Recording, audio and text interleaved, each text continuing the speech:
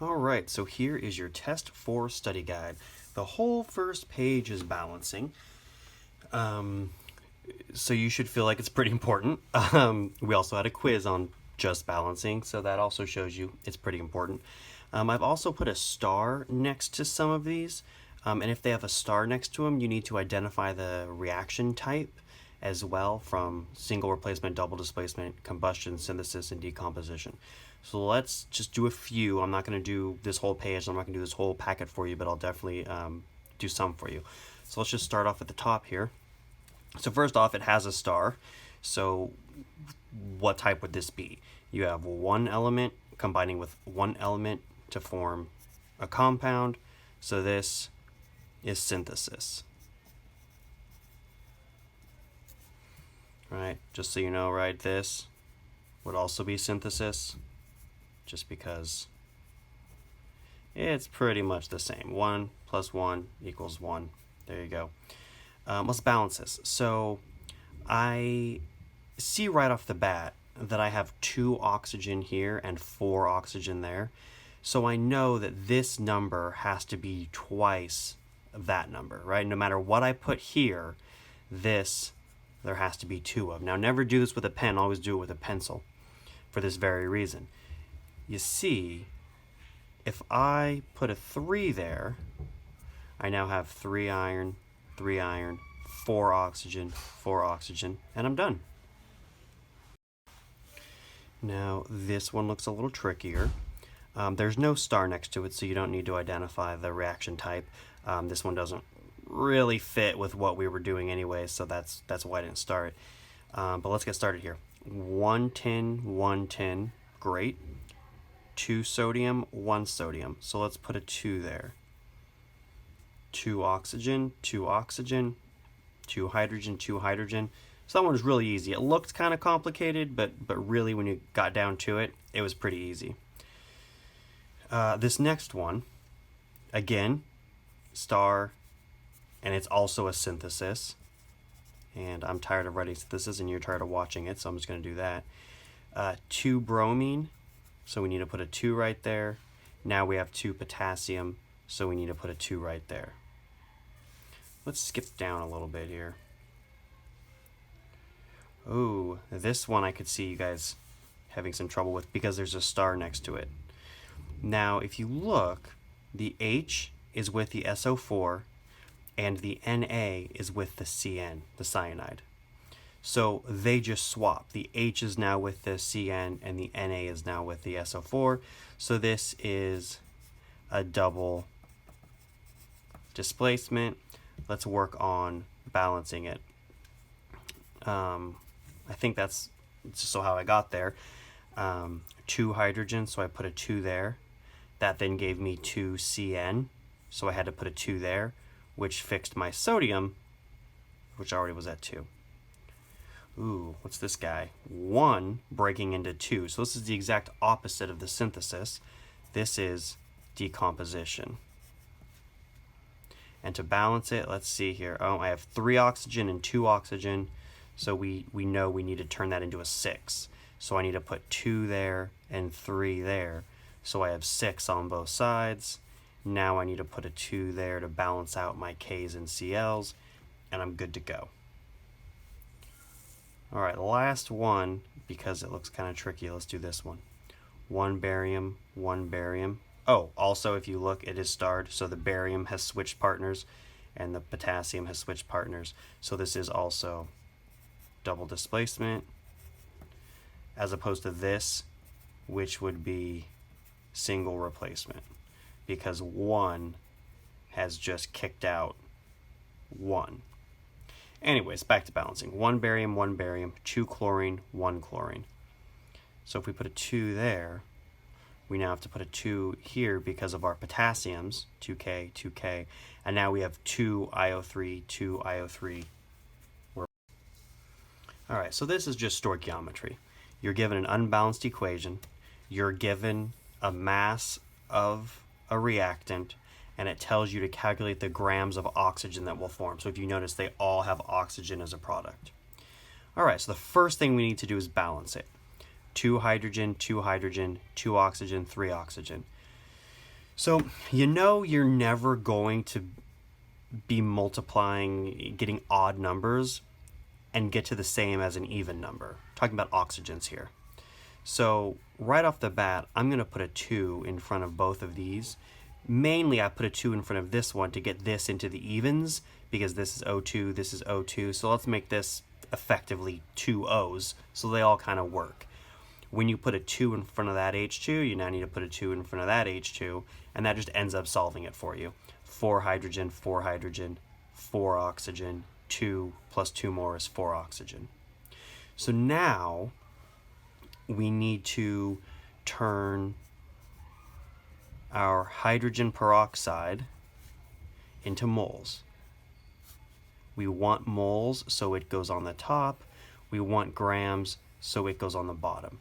Remember, kind of the road map to stoic that I always draw and talk about is this guy right here. Grams to moles, moles to moles, moles to grams.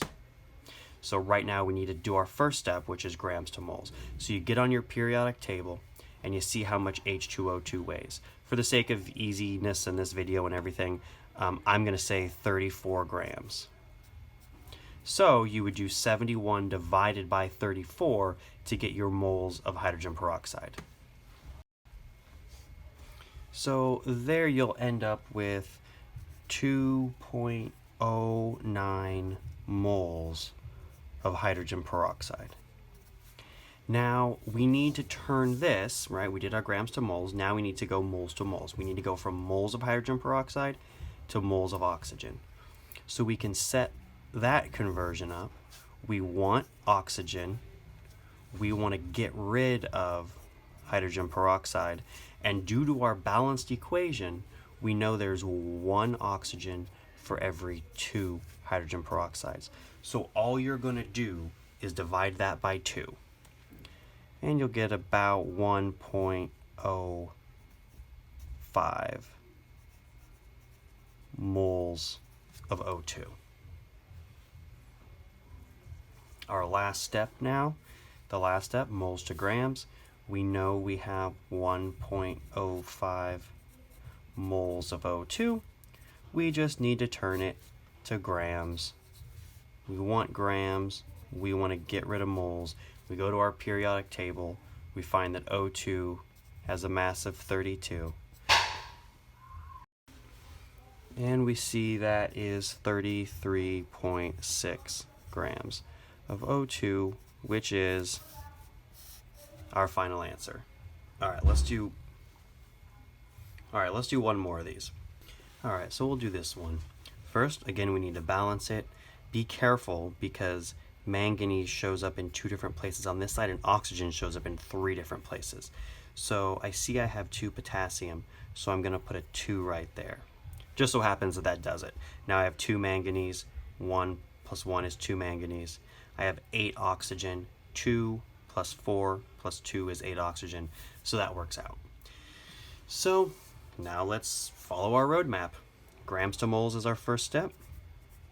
215 grams of KMNO4. We want to turn that to moles. We get on our periodic table, we add that whole business up, and we get about 158.03.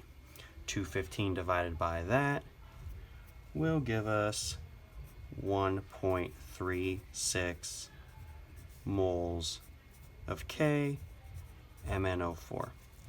Now again, we need to go from moles of our reactant to moles of our product. So just like last time, we know there's 1 oxygen for every 2 KMNO4. So 1.36 divided by 2 is 0.68. So we know there's 0.68 moles of oxygen. Last step, moles to grams. Throw your pencil across the table. That's optional. It's optional stuff. Don't have to do that. 32 grams off the periodic table is 1 mole.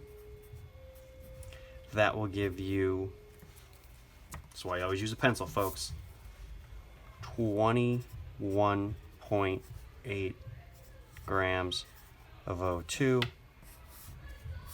and that's your final answer. All right, and the last page here is to predict if a reaction will occur, and if it will, write the balance equation. Now, I posted a video specifically on predicting if reactions will occur, so if you need some more practice, go ahead and check that out, but let's get started.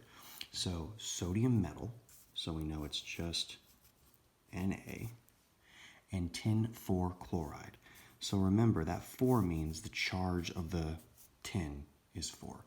So if tin is a 4 and chlorine, if you look on your periodic table, is a -1, then you know there needs to be 4 of those -1s to balance out that +4. All right, so we look at this and we say, okay, this is a single replacement reaction. So in order for a reaction to occur, A, which in this case is sodium, has to be greater than B, which in this case is tin. So you would look on your activity series, you would see where they rank, and you would see that in fact Na is higher up than tin. So that means tin would go by itself, and Na would be with the Cl. Now Na is a +1, Cl is a -1, so they're going to go together just like that. And then we just need to balance it. Put a 4 there and a 4 there. All right, let's check out the next one. Lithium nitrate. Again, you will always have your polyatomic sheet with you, so you'll see that nitrate has a T in it, so you'll know it's a polyatomic. You'll find that it's NO3. It has a -1 charge. Lithium has a +1 charge, so they go together just like that. Sodium sulfate. Sulfate has a -2 charge, so you need 2 of those sodiums. And so this is going to be a double displacement. So if it occurs, right, the lithium will now be with the sulfate and the sodium will now be with the nitrate. So we have to look at our rules for solubility and see if this will in fact happen. If lithium sulfate or sodium nitrate will be insoluble, because this only happens if one of the products is insoluble. Well, rule 1 says that any alkali metals, so lithium, sodium, potassium, rubidium, cesium, francium, will always be aqueous. So right off the bat, we know that both of these will be aqueous, meaning a solid will not form, so this is no reaction. Now, you also know, so you can see that, rule 2 also says that nitrates are always soluble. So, you know, a little hint, anytime both of them, both of your positives, both of your cations are alkali metals, you know you're never going to have a reaction. All right, butane and oxygen gas. So butane, meth, eth, prop, but, is 4 carbons. So you could draw it out and figure out what it is, but I'll save you guys a little bit of time here. And it's C4H10. And oxygen. So now you look at this and you should see, this is combustion. So combustion is nice because it always makes CO2 and H2O. You don't have to think about it. You don't have to do anything. You just know CO2 and H2O. Then we have to balance this. I'll tell you another trick. Anytime, so you should never put an odd number here, because if you put an odd number here, you're going to have an odd number of oxygen, and you can't multiply an even number to get an odd number. So for instance here, I see that I have 10 hydrogens, so I want to put a 5 here. That's never going to work. So right off the bat, I know instead of a 5 there, I'm going to want to put a 10 there. You're going to want to double it to make it an even number. So now I have 20 hydrogen, so I need to put a 2 there, which means I need to put an 8 there, which means I need to put a 13 there. Now we're balanced. All right, let's check this one out. Copper metal with lithium nitrate. So again, this is a single replacement. So you need to look at your activity series, you need to see where they all rank, and for a reaction to happen, copper has to be higher up on that list than lithium. Well, if you look at that list, that's not how it works. Lithium is higher. So this is going to be another example of no reaction because lithium is higher on the list than copper. All right, here's the last one I'm going to do with you guys, and you have seen this one a million times. We've done it on every example. It was on the last video. It was the lab we did. So you should be really, really familiar with this reaction at this point. Silver nitrate, which is aqueous because it's nitrate. Nitrates are always aqueous. Combines with sodium chloride. That's why we use pencils. Which is also aqueous because we all know that salt water exists.